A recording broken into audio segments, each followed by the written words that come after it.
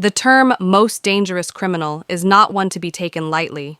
It refers to an individual so ruthless, so violent, and so unpredictable that even the most secure prisons struggle to contain them. In the criminal underworld, there have been countless notorious figures, but few have managed to instill fear, even from behind bars. This is the story of a man whose brutality knows no limits. Someone who turned a maximum security prison into his personal battleground, injuring 50 prisoners and killing a policeman in a single merciless act of violence. This criminal wasn't just a killer, he was a force of nature, someone who thrived in chaos. Despite being locked away in one of the world's most secure prisons, he managed to wreak havoc like never before. His history was already painted in blood, with crimes so horrific that even hardened criminals feared him. The system had hoped that isolating him would bring an end to his reign of terror, but they were wrong. Inside the prison, he became even more dangerous. His name was whispered in fear among inmates and even guards. He had the cunning of a predator, always watching, always waiting. When the opportunity struck, he unleashed a level of brutality never seen before, injuring 50 fellow prisoners in a frenzy of violence. The authorities were caught off guard, unable to control the bloodshed, and in the middle of it all, a brave policeman tried to intervene, only to pay the ultimate price. But how did this happen? How did one man manage to compromise the security of an entire prison? Was it negligence, a carefully planned attack, or something more sinister? This story isn't just about one criminal's terrifying rampage. It's about a system that failed, a security network that proved too weak, and a monster who thrived in the heart of chaos. As we dive deeper into this shocking case, you'll witness how one man turned a fortress of confinement into a nightmare of bloodshed, a tale that leaves us questioning the true limits of human brutality inside the prison walls. The brutal attack that left 50 prisoners injured.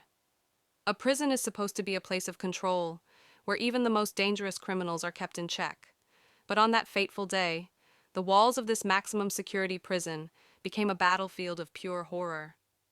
What should have been a normal day turned into a bloodbath, leaving 50 prisoners injured, some barely clinging to life. The man responsible for this massacre was no ordinary prisoner. He was a walking nightmare, a criminal whose very presence was enough to make other inmates uneasy. He had spent months, maybe even years, observing, waiting, planning, and when the moment came, he struck with devastating force. The attack began in the common area, where inmates gathered for their limited recreation time. Without warning, the criminal launched into a ferocious assault, targeting everyone in his path. Using anything he could get his hands on, makeshift weapons, fists, even his own teeth, he inflicted unimaginable pain. Some prisoners tried to fight back, but they were no match for his sheer aggression. Others ran, but there was nowhere to hide. Inmates screamed for guards to intervene, but chaos spread so quickly that the authorities struggled to regain control. The air was filled with the sounds of bones breaking, men groaning in pain, and blood splattering across the cold prison floors. In a matter of minutes, 50 prisoners lay wounded, some unconscious, others barely able to move.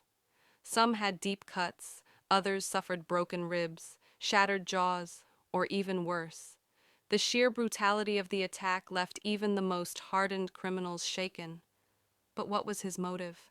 Was this an act of revenge, a power move, or was it simply the outburst of a man too dangerous to be contained?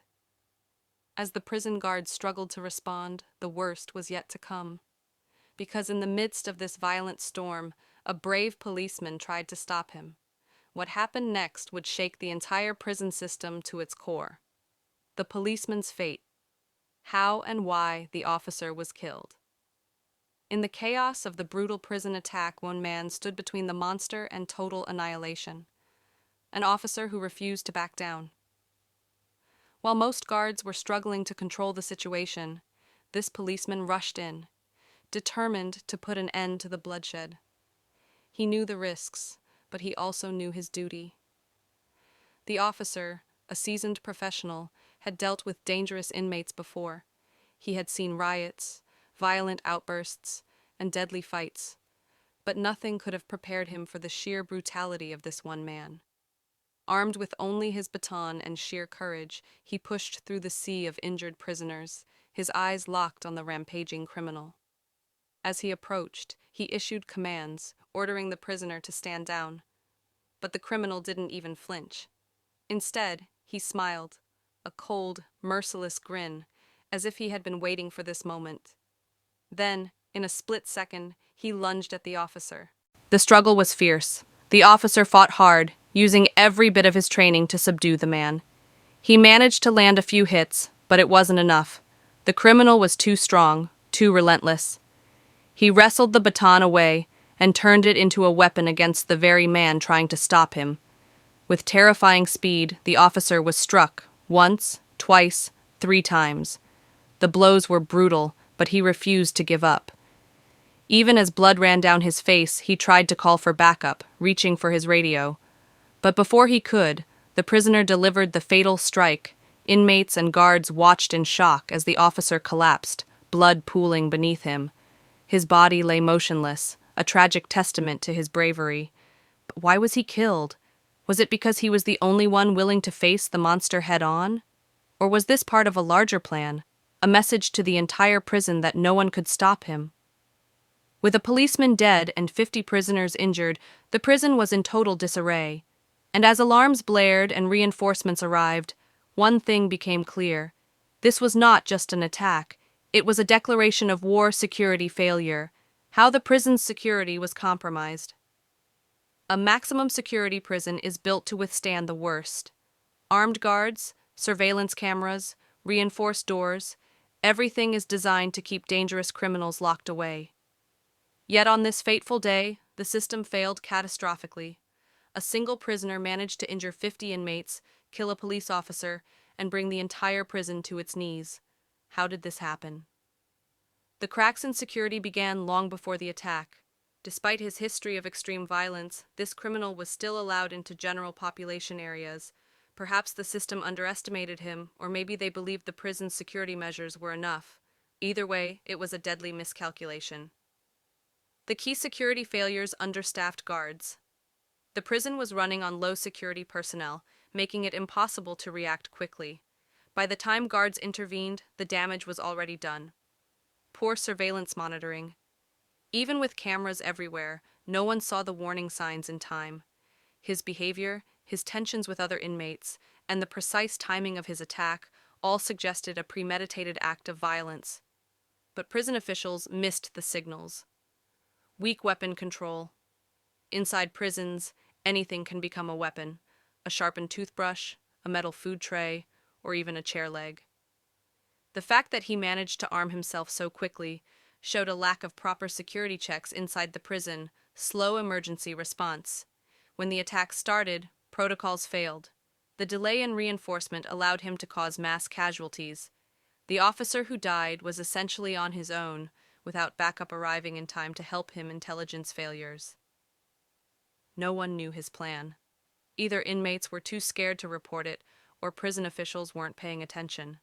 In high-security prisons, intelligence is key, but this time it was non-existent. The aftermath. This shocking breach of security raised serious questions. How could a single prisoner overpower an entire system? Were the guards simply ill-prepared, or was there corruption involved? Whatever the cause, the consequences were undeniable. A policeman was dead. 50 prisoners were wounded. And now, the prison was left scrambling to pick up the pieces of its biggest failure: aftermath and consequences. What happened next? The prison was in complete chaos. Blood stained the cold concrete floors, injured prisoners groaned in pain, and the lifeless body of a brave officer lay as a grim reminder of what had just occurred. The alarms blared through the facility, signaling an emergency unlike anything the prison had ever seen. But the real nightmare had only begun. Within minutes, heavily armed riot squads stormed the prison. Their first priority was to regain control, but the damage had already been done. The attacker had stopped fighting, not because he was overpowered, but because he had already made his statement. He stood among the injured, his hands drenched in blood, a twisted smirk on his face. The response from law enforcement was immediate and severe. The criminal was dragged into solitary confinement, placed under extreme lockdown, and stripped of any privileges. But the question remained, was it enough? If he could cause this much destruction in a maximum security facility, what else was he capable of? The prison's reputation destroyed. The prison administration came under fire. How could they allow such a massive security failure? The media exploded with headlines calling the prison system incompetent and weak. Investigations were launched, revealing staff shortages, ignored warnings, and severe mismanagement. The officer's family demanded justice, calling for tighter security measures to prevent future incidents. But the biggest question was what to do with the criminal. What happens to the attacker? The authorities were now faced with an impossible decision.